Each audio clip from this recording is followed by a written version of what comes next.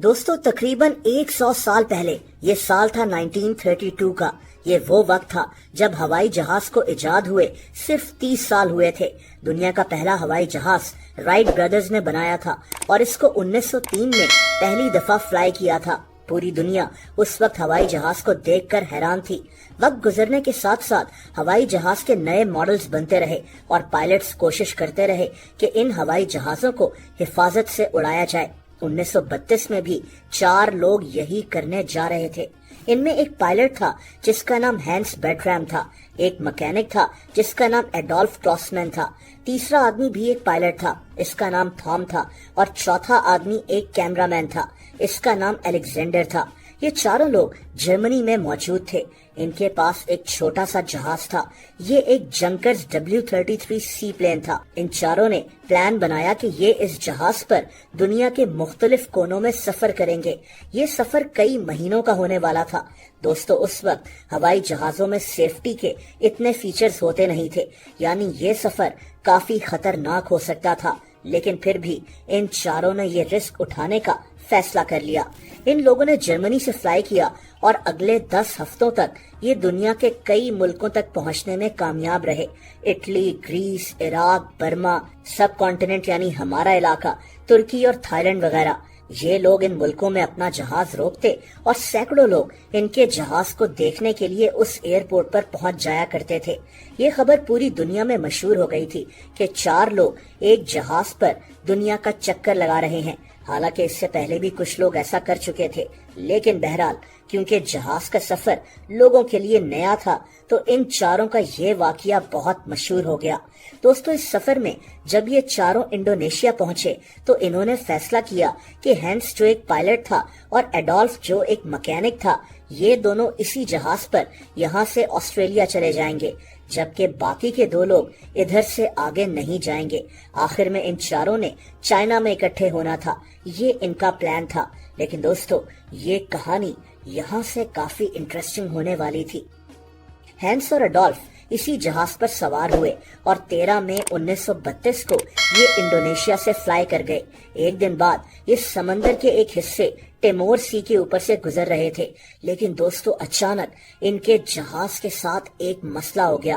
اصل میں ان کے جہاز کا فیول ختم ہو رہا تھا اور اسی وقت تیز ہوائیں چلنا شروع ہو گئیں، جیسے کوئی خطرناک طوفان آ رہا ہو۔ ان کا جہاز ایک سی پلین تھا، یعنی یہ جہاز پانی کے اوپر بھی اتر سکتا تھا، اور اسی لیے انہوں نے فیصلہ کیا کہ جہاز کو سمندر کے ایک سیف حصے میں اتار لیا جائے گا۔ دوستو مجبوراً انہوں نے اپنا جہاز ایک جگہ کمبرلے کوسٹ کے اوپر اتار لیا۔ یہ جگہ ویسٹرن آسٹریلیا میں موجود ہے۔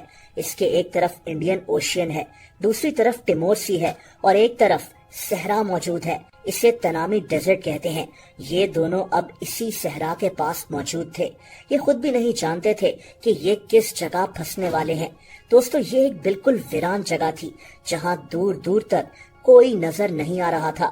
ان کے جہاز کا فیول تقریباً ختم ہو چکا تھا اور اب ان دونوں کے پاس کسی سے مدد لینے کے علاوہ کوئی اور آپشن نہیں تھی۔ دوستو وہ رات انہوں نے اسی صحرا میں گزاری جب ان کو اچانک ایک آدمی نظر آیا۔ یہ کسی ایسے قبیلے کا آدمی تھا جو ہزاروں سالوں سے اسی جگہ کے آس پاس رہتے تھے۔ ایسے لوگوں کو پتہ ہی نہیں ہوتا تھا کہ ماڈرن دنیا کیا ہے۔ ان دونوں نے اس کو سمجھانے کی بہت کوشش کی کہ ان کے ساتھ کیا ہوا ہے، لیکن یہ آدمی ان کی لینگویج نہیں سمجھ رہا تھا۔ اس کو یہ بھی نہیں پتا تھا کہ ہوائی جہاز کیا ہوتا ہے۔ یہ آدمی غصے میں آ گیا اور ان کو چھوڑ کر وہاں سے بھاگ گیا۔ ہینس اور ایڈولف نے اب سوچا کہ اپنے جہاز کو پھر سے اڑانے کی کوشش کرنی چاہیے۔ دوستو مسئلہ یہ تھا کہ ان کے جہاز میں صرف 15 لیٹرز کا فیول بچا ہوا تھا۔ پھر بھی انہوں نے کامیابی سے جہاز کو اڑا لیا، لیکن کچھ ہی دیر میں ان کو پھر سے اپنے اس جہاز کو اتارنا پڑا۔ ان کے جہاز کا فیول اب ختم ہو چکا تھا اور اب یہ دونوں ایک بیچ پر موجود تھے۔ یہ بھی ایک انتہائی سنسان علاقہ تھا۔ یہ دونوں شدید پریشان تھے۔ ان کے پاس پینے کے لیے پانی بھی اتنا نہیں تھا۔ ان کو اب اسی آدمی کی تلاش تھی جو انہیں کچھ دیر پہلے ملا تھا کہ شاید اس سے ان کو کچھ مدد مل جائے۔ انہوں نے سب سے پہلے تو اپنے جہاز کو حفاظت سے ایک جگہ پارک کر دیا اور اس کے بعد یہ دونوں پیدل نکل گئے مدد کی تلاش کرنے۔ دوستو اس وقت شدید گرمی پڑ رہی تھی، اس جگہ مچھر بھی موجود تھے جو ان کو کاٹ رہے تھے، سمندر کے پانی کی وجہ سے ان کے جوتے بھی خراب ہو گئے تھے، یعنی ان کی حالت تو خراب تھی ہی، لیکن یہ علاقہ بھی خطرے سے خالی نہیں تھا۔ دوستو اگلے 13 دنوں تک یہ دونوں اسی علاقے میں مدد کی تلاش کرتے رہے، لیکن ان کو یہاں کوئی انسان نظر نہیں آیا، وہ آدمی بھی انہیں پھر دکھائی نہیں دیا، ان کے پاس اب کھانا اور پانی بھی ختم ہو رہا تھا، یہ لوگ ہمت ہار گئے تھے، ان کے جسم میں طاقت ختم ہو گئی تھی۔ یہ دونوں اب اپنے جہاز میں بیٹھے اپنی موت کا انتظار کر رہے تھے، لیکن تبھی ان کے ذہن میں ایک آئیڈیا آیا۔ دوستو انہوں نے اپنے جہاز کے ریڈیٹر سے پانی نکال لیا اور اپنے جہاز کو سمندر میں اتار لیا، کیونکہ یہ ایک سی پلین تھا تو ان کا پلان یہ تھا کہ یہ اپنے جہاز کو ایک بوٹ کی طرح استعمال کریں گے۔ ان کا یہ جہاز سمندر میں تیرنا شروع ہو گیا ایک کشتی کی طرح۔ تھوڑی ہی دور جا کر یہ دونوں بہت خوش ہو گئے، کیونکہ انہیں سمندر میں ایک بحری جہاز دکھائی دیا۔ یہ بحری جہاز ان سے صرف 1600 فٹ دور تھا، لیکن بحری جہاز کے کریو نے ان کو نہیں دیکھا اور ان کا یہ چانس بھی مس ہو گیا۔ دوستو اس دوران بارش بھی ہو گئی، ان کو کم از کم پینے کا پانی مل گیا، لیکن یہ لوگ جانتے تھے کہ اس طرح ان کی جلد موت ہو سکتی ہے، لیکن اللہ تعالیٰ نے ابھی ان کی زندگی باقی رکھی تھی۔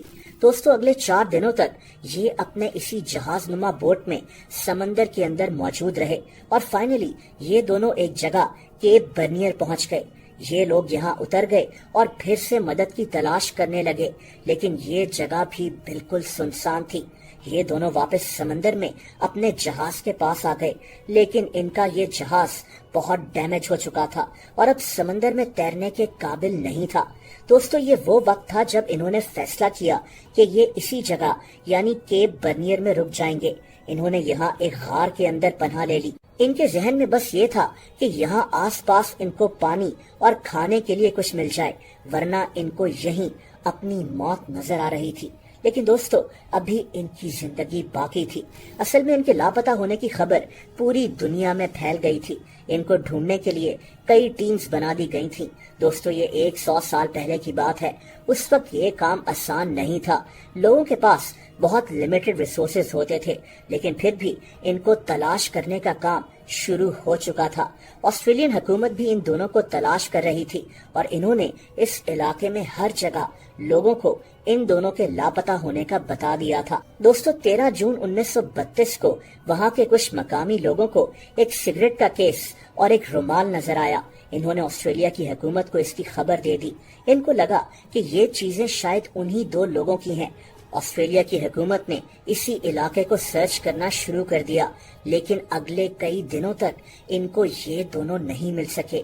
دوستو فائنلی 22 جون کو ایک ٹیم ان کو ڈھونڈتے ہوئے اسی جزیرے پر پہنچ گئی جہاں یہ دونوں موجود تھے۔ خوش قسمتی سے ان دونوں کو پاس ہی ایک واٹر فال مل گئی تھی جہاں سے یہ پانی پیتے رہے۔